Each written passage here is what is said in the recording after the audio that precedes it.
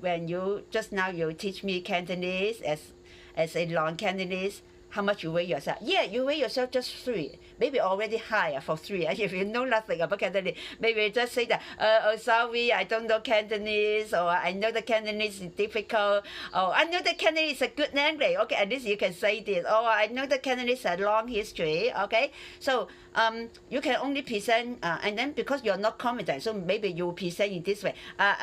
Sorry, I know nothing about Cantonese or something like that. Okay, then of course, if you can hear your own presenting, surely you won't give yourself a high mark in such way. Okay, so we can see that presentation has many techniques. Presentation also depends on your confidence about yourself, about your knowledge, about the areas that you're presenting. So when you are asked or invited to present your idea, surely you choose the subject you are most familiar with, right? Choose your favorite subject, choose your talented subject. So of course, when we talk about basic, we don't talk about the mutual communication with others. I just want this card give you a basic ideas about presenting yourself. Maybe just by only you yourself here. Even know me, okay? Even just you yourself. If you want to think about an idea, I would like to present this idea in public later, but now I just want to think about it. I just want to present to myself first, to see how can I present, to see how what points that I can have, right? So you just think about talking to yourself first, presenting your idea to yourself first, all right? So in communication, of course, there are some theories about the importance of the different areas in presenting yourself. For example, we know that communication involves a few areas, including your body language, including your voice and your tone, your speech, and the choice of words. That means the use of language. If you use Cantonese, okay, how to say Cantonese well. If you use English, how to say Cantonese well. So now if I am presenting in English, just judging from the presentation power, judging from the use of language, how much you rate me? Not about the content, okay? Just about the use of my language, the fluency, the accuracy in my English presentation. How much you rate me? Yeah, of course you rate me high, because at least I can present fluently, accurately, or I know how to present, okay? And I make every sound clear. Of course, although maybe not native enough, but at least in communication, in presenting my idea in English, okay, you will give me 8, or 9, or even 10. Thank you so much. So you can see that if you are asked to say something, or in a situation you want to say something about yourself, okay? You are most familiar. You are good at. You like to present. For example, someone doesn't want to present himself. For example, if I ask, what's your name, or can you say a few words about yourself?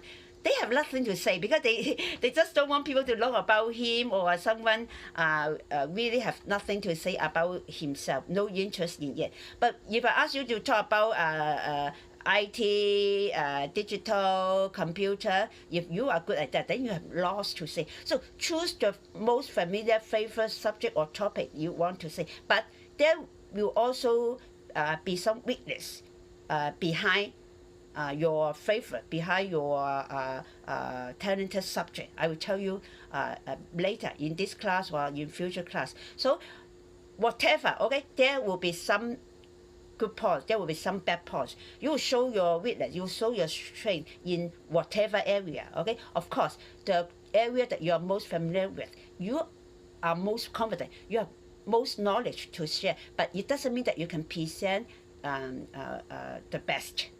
Okay, why? I'll tell you later. So now back to the basics that I have already told you. So there are many areas that you have to consider in your presentation. Body language, which is the most difficult one, we'll talk about later. The tone, the pitch, also important. but it is not the most important, but it is important. And then you can just practice the tone, the pitch, the voice, or the way that you present. For example, if I talk in that way, why don't you listen to me? Okay, of course that is not in a good tone, good pitch, and good attitude. Okay, so this is the part that we call your articulation in your voice, in your sounding, or in your pitch, in your attitude. Okay, then that is the second important. Okay, and then the least important, we always spend most of our time to learn to say it. It is the language itself. The language itself actually is the least important when we consider all those important areas in communication. Why? Because, of course, if you don't know Cantonese, you won't present in Cantonese, right? If I don't know English, I won't present in English. So as a non-native, when I present in English, you still give me 8 or 9. Or at least if I present in a less fluent way, for example, today I want to teach you something. It is about communication. Okay, so communication is important. At least you can understand me, right? Even in that way. So the use of language, the choice of language, the presenting in the correct grammar, of course difficult, but actually just occupy actually 7% of the 100% in your total communication techniques and presentation ability. So, but if you only occupy such a low percentage, then why should I spend time on it? Because this is already the areas that you can improve easier. You can get it easier. Why? Because just by learning grammar, by learning how to write sentence, how to read sentence, you just spend time years after year. So at least now I can present English well after many years of learning and speaking English, right? Even you, LH, you are from Hong Kong, and then I know that Hong Kong people is not good at English, but at least now can you say a sentence in English to me? Anything. So I can see that you are still studying. Try one sentence. I am listening. Okay, when I'm talking to you. So try to speak one sentence in English to me. About anything. About the weather. About yourself. About the day today. What is the day today? Or anything. Then I can see your level in English. All right. Yeah. Just a few words, just a short sentence.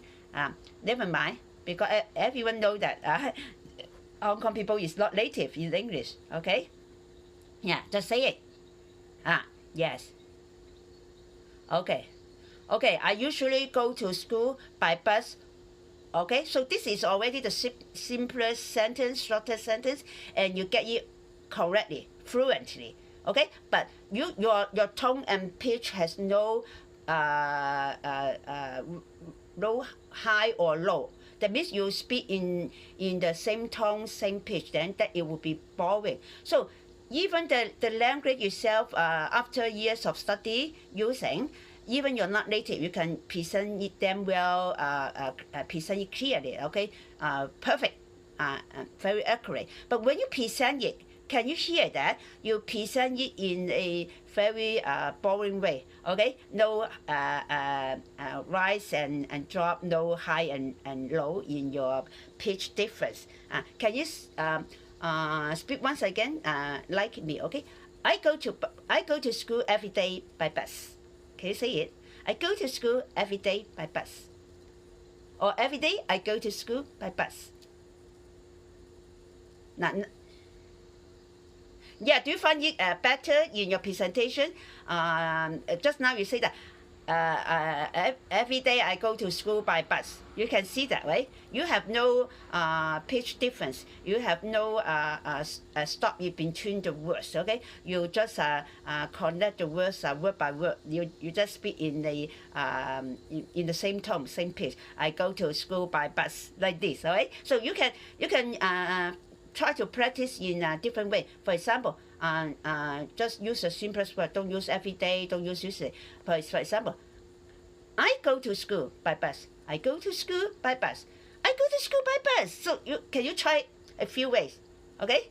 Yeah, in different tone, different pitches, different speed, and have some pause in between.